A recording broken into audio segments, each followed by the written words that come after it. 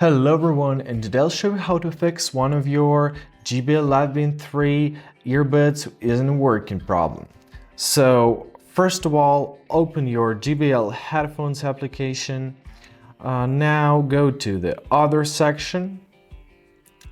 Scroll down until you find a support section. Click here, and here in the product help section find your reset to factory settings. Press reset. Now let's put our headphones back to the case. Let's take them out again. And as we see, both of them are working now. Now, if the problem is still there, open your JBL headphones application and check the battery of each headphone.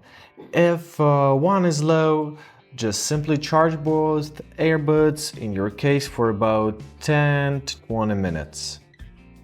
If you still have this problem, it's best to use your warranty, if there may be no other way to resolve this issue.